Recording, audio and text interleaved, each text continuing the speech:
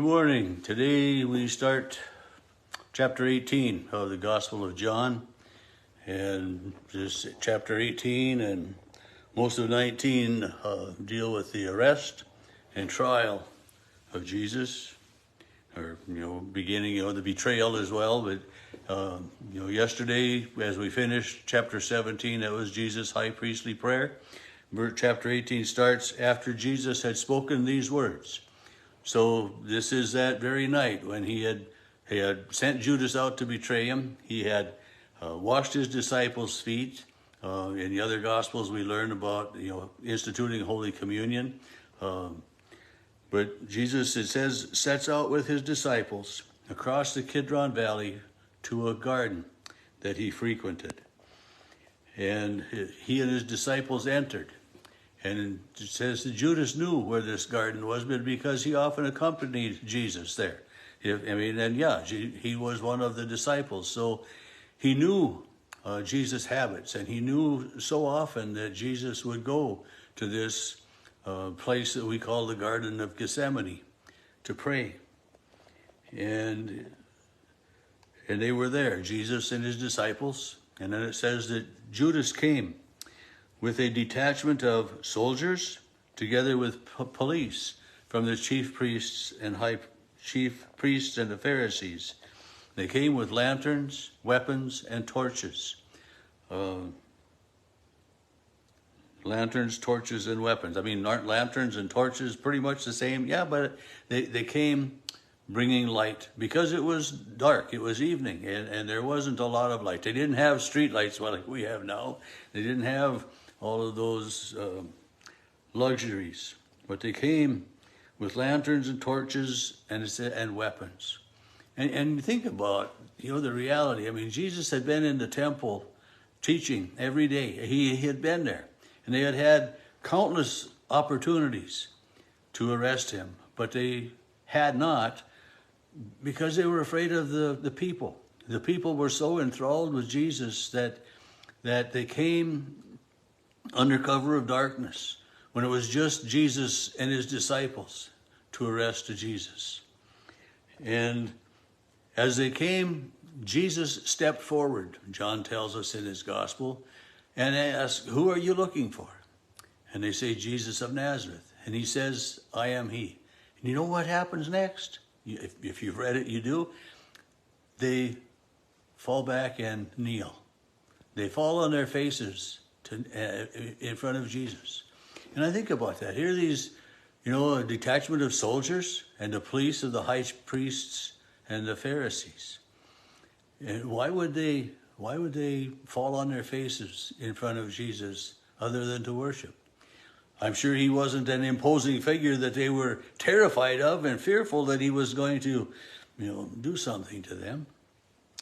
Or maybe they were a little bit afraid that, Jesus, being the Son of God, could call down this host of angels. They didn't know maybe what to expect.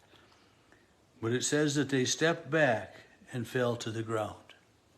And he again asks, "Who are you looking for?" And they again say, "Jesus of Nazareth." He says, "I am he.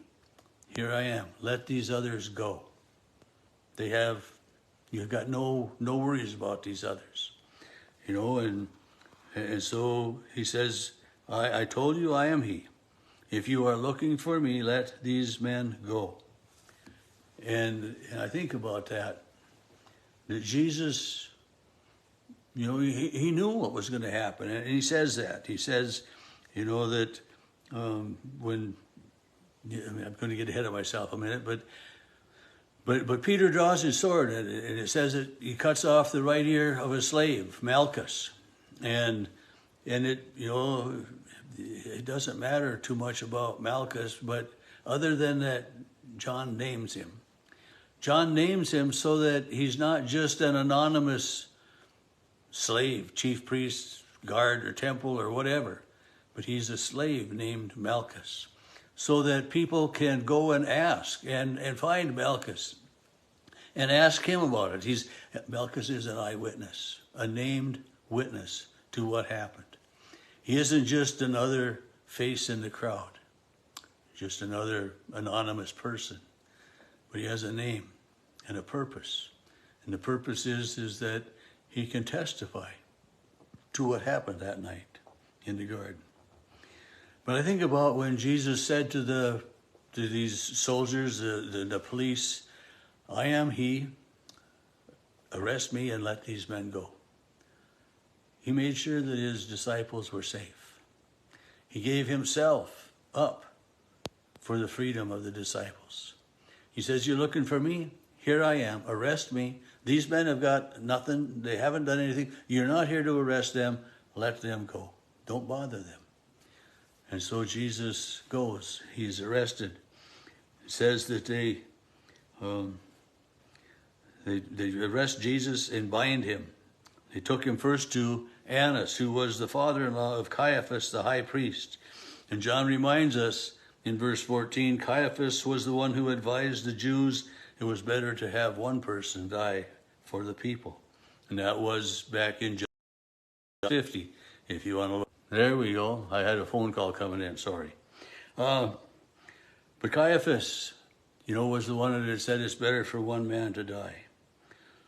And then John tells us that Simon Peter and one other disciple followed Jesus.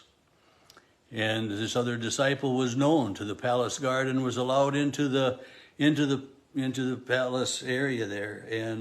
And we assume that then this disciple was John. And then John went back and talked to the guard at the gate so that Peter would be allowed in, because Peter, it says, was waiting outside the gate. And as Peter came in, it was the first time that the woman asks or says to him, you are not also one of the man's disciples, are you? And Peter denies Jesus for the first time.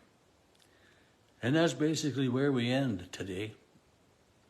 But I'm thinking about the fact, that Jesus said, arrest me, let these men go, giving himself for the disciples, giving himself for us. And I guess one final thought in verse 18, it says that the slaves and the people had made a charcoal fire because it was cold. A charcoal fire doesn't just happen. I've talked about that before. You light some wood, and the wood burns. It takes a while for it to become the charcoal. And so this fire probably wasn't out of the ordinary. Maybe there were people gathered there a lot of times. This was the festival of the Passover. A lot of people in Jerusalem, a lot of things going on, a lot of people there all the time.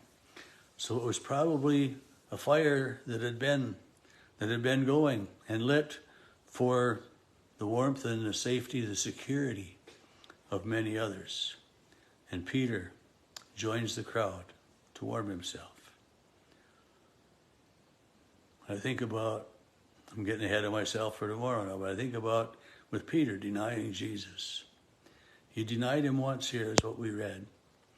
But, that empty feeling that he would have, the cold, lonely, empty feeling that Peter would have for denying his Lord. And, sometimes when we think about the sins that we've committed, we too have that cold, empty feeling. And we know that Jesus gave himself for us. He says to Satan, here I am the sacrifice. Let these people go. Their sins are forgiven. You and me, forgiven.